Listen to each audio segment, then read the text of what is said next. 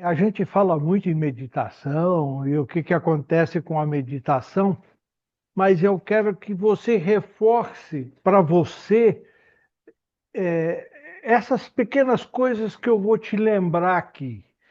Então, pense a respeito do que você está Sim. lendo aí e vamos refletir um pouquinho. Quer aumentar sua capacidade de aprender?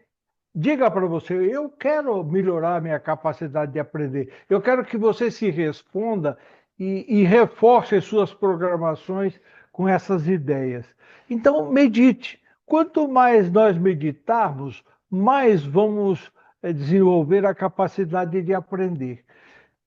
Olha que dizem os entendidos. A meditação aumenta as ondas alfa no nosso cérebro, que ajudam nossa capacidade de aprender, memorizar e armazenar informações novas. Então, quanto mais eu meditar, e cada vez que eu meditar, se eu reforçar isso, ó, eu vou melhorar minha capacidade de memória, eu vou aprender com mais facilidade. Bom, enfim, o que você puder reprogramar cada vez que você vai meditar, isso passa a ser importante. A meditação clareia sua mente. Quando eu medito, minha mente fica mais clara, ela te liberta da desordem da vida cotidiana. Então, se você tem muito tumulto durante o dia, lembre-se de reservar uma hora para arrumar a casa um pouco. Lembrando que a meditação faz isso. Cultive o hábito consciente de substituir sentimento de ansiedade e turbulência por pensamentos de serenidade e paz. Então, se alguma coisa te gerou ansiedade, te deixou nervoso, o remédio seguinte é parar e entrar em nível. Então, ache um tempinho e faça isso. A meditação ajuda a manter a tranquilidade. Ela evita a ansiedade. Então, procure lembrar disso e eu vou focar um pouquinho na ansiedade também. A meditação aumenta a sua consciência do momento presente. Então, ela te traz para o presente. Cuide e sempre que você sair do seu normal, o conserto você sabe qual é: meditar. Alguns sintomas que causam ansiedade. Eu coloquei aqui 6 para você dar uma pensadinha se eventualmente acontece com você. Excesso de preocupação, dificuldade em se organizar, falta de concentração, palpitações, respiração acelerada, problemas digestivos. Então, quando aparecem esses probleminhas aqui, é, tem que lembrar da ansiedade e a gente conserta isso meditando. Então, é importante lembrar. Quando a gente pratica constantemente, a gente desenvolve determinadas habilidades e que a gente tem que lembrar de que isso não deve terminar com a gente, é passar para os próximos. Então, você tem conseguido contagiar os seus para que eles também meditem. Então, de repente, voltam os cursos aí, ou online, ou presencial, tal. Então, veja de que maneira você vai influenciar os seus para que eles aprendam isso também. Meditar é inspirar emoções positivas. Com a meditação, você cultiva pensamentos gentis por você mesmo. Você aprende a se amar um pouquinho mais, se cuidar um pouquinho mais, e a gente tem necessidade de cuidar disso. Então, preste atenção, lembre-se de que essa habilidade você deve repassar, passar para outras pessoas, tá? Ajudar outras pessoas a aprenderem isso que te faz bem, tá? E goste-se um pouco mais. Se você está com dificuldade disso, lembre-se que a meditação vai te ajudar. E Eu lembrei aqui uma coisa que a gente fala sempre, o fullness. Então, a pessoa começa a fazer a prática do fullness. O que que é o fullness? É focar mais, se dedicar mais àquilo que interessa. Uma mente focada te ajuda a ser mais criativo e a estar em contato com suas habilidades inatas de resolução de problemas. Esses problemas que o João citou agora, se a gente pratica isso, a gente vai ter facilidade de resolver, se perdoar, perdoar os outros e dizer como é que a gente quer se comportar em determinadas situações. Então, eu só procurei lembrar que essa atenção plena é muito importante. E eu já falei disso. O que que é mindfulness? Tá? É um tipo de meditação que a gente faz. Mindfulness ou atenção plena é um estado de consciência que ocorre quando intencionalmente colocamos nossa atenção no momento presente, sem julgamentos, desativando o modo automático. As contagens de 100 a 1, 50 a 1. É, Se você costuma rezar, fazer uma experiência, por exemplo, de rezar um terço meditando, como se fosse a contagem. Então, fazer orações concentrado, dedicando atenção, sentindo aquilo, isso é mindfulness. Eu cheguei a contar que na caminhada eu cuido para não pisar em gravetos. É dedicar atenção ao que a gente está fazendo. Isso realmente é importante. E, por último, também, quando você olha para essa figura, a pessoa que pratica meditação, com certeza melhora a qualidade do sono. A meditação pode te ajudar a entrar em um estado profundamente relaxado, um pré-requisito para adormecer. Então, cuide e observe o seu pré-sono. Procure melhorar isso cada vez mais, isso é importante. E lembrando que a gente fala sempre em meditação dinâmica, meditação com mantra e tal, eu só recordei aqui que nós praticamos a meditação dinâmica. O que que é? É dedicar atenção com imagens dinâmicas. Então, quando a gente trabalha com a imaginação no propósito que a gente tem, a gente está fazendo meditação dinâmica. É como se acontecesse isso aqui: é sonhar acordado sobre algo que escolhemos. Então, isso é meditação dinâmica, só para te recordar e para que você possa repassar isso para os seus. Eu quero relembrar isso do Fernando Pessoa, porque eu gosto muito. Ele diz assim: existe no silêncio uma tão profunda sabedoria que às vezes ela se transforma na mais perfeita resposta. Então, conseguir esse silêncio profundo para ter as respostas que nos interessam é muito legal e muito importante. Eu vou fazer alguns lembretes importantes para a gente conversar no bate-papo. Eu quero que você preste atenção e observe os comentários que eu preparei aqui para a gente. Então, a gente tem que lembrar que todos nós temos tamanhos diferentes. Então, é lógico que cada um vai ver de uma forma diferente as coisas que estão aí à nossa disposição. Então, além da diferença física pela idade, pela formação do corpo e tal, a gente tem também a parte intelectual, que o grau de escolaridade entre nós é diferente e os rumos foram diferentes também.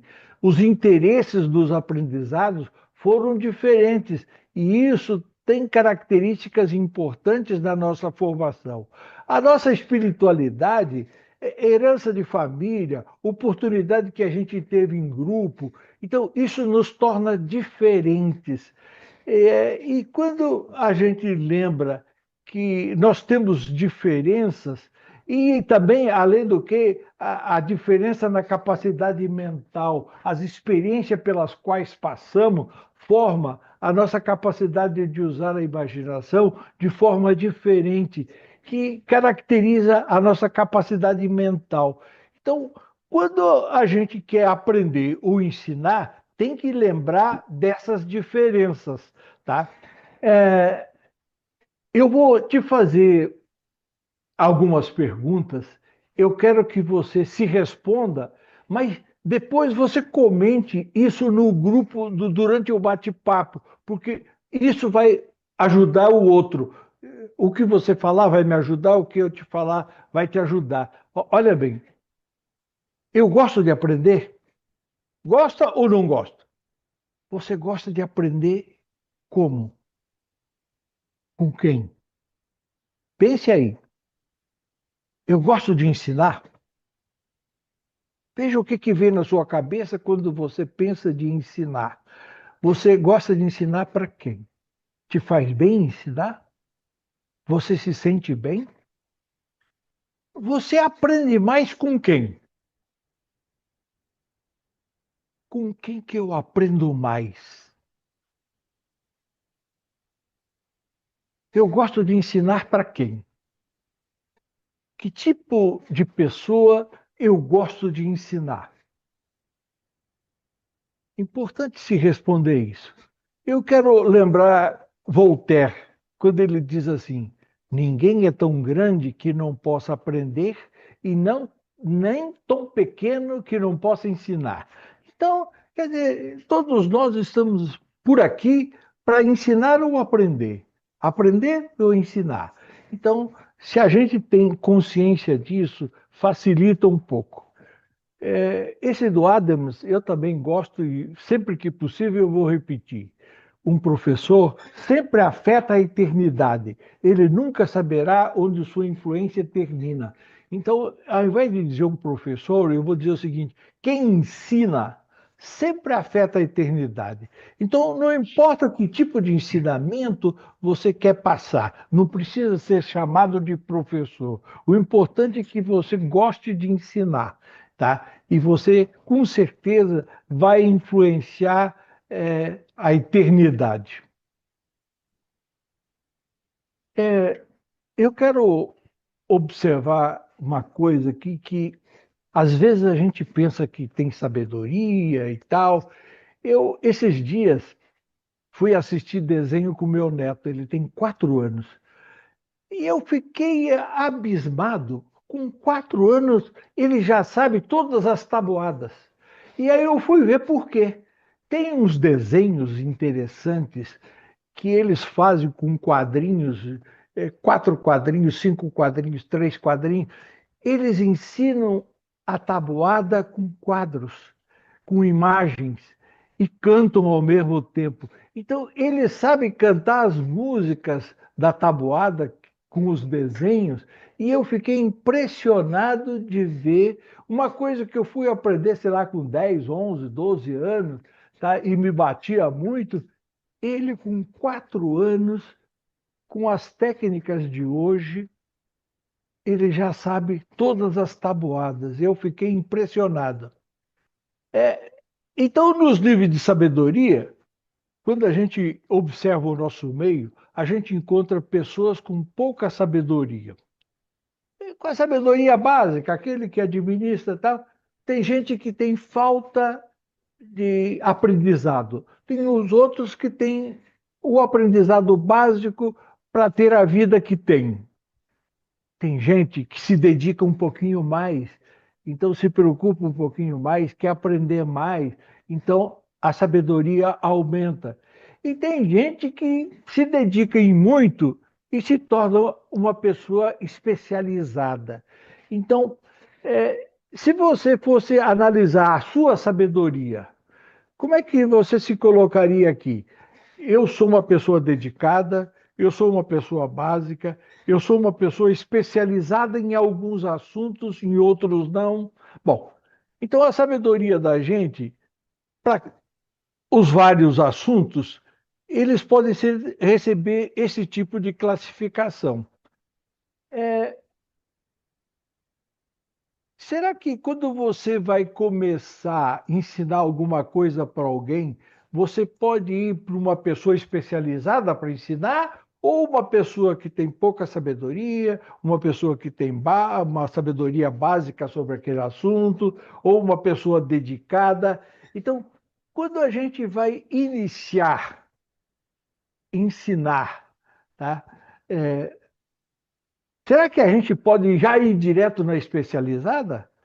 Quando você vai querer ensinar uma pessoa especializada, a chance de você é, receber críticas é muito grande.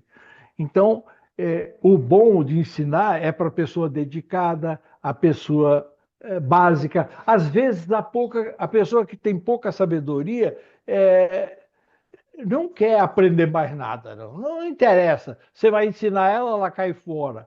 Então, as pessoas mais interessantes para a gente passar conhecimento é a pessoa que tem uma sabedoria básica, uma pessoa dedicada. Dá uma olhada nos seus grupos para você observar isso. Quais as orientações que mais me ajudam? Quais as orientações que mais te ajudam? Então eu coloquei aqui que ouço por acaso no meio em que vivo. As orientações que hoje mais me ajudam são aquelas que eu ouço por acaso? São as coisas que eu leio? As orientações que mais me ajudam são aquelas que eu leio nos livros que me interessam? As orientações que mais me ajudam são aquilo que eu observo das pessoas que eu admiro? Quando eu começo a observar as pessoas que eu admiro, eu aprendo muito mais. Quando eu procuro um curso com uma pessoa que eu escolhi, que eu ouço por interesse e coloco em prática, é quando eu aprendo mais? Então, dê uma olhadinha nesses 4 pontos que eu coloquei aqui. Eu aprendo mais quando eu ouço por acaso, quando eu escolho alguém para assistir um papo, quando eu leio sobre o assunto, quando eu observo as pessoas que eu admiro. Então, é importante que a gente dê uma observada nisso. Quando eu penso em ajudar, quando eu quero ajudar alguém, como vou iniciar? Eu quero passar um papo para vocês. Como é que eu vou iniciar esse papo hoje? Para abrir canal, para abrir, deixar a pessoa mais à vontade. Como eu vou iniciar? Qual o meu nível de especialização? Eu quero ajudar alguém. Nisso que eu quero ajudar, eu tenho alguma especialização? Eu, eu, eu fiz algumas práticas especiais? Eu tenho conhecimentos avançados a respeito do que eu quero ensinar, do que eu quero ajudar.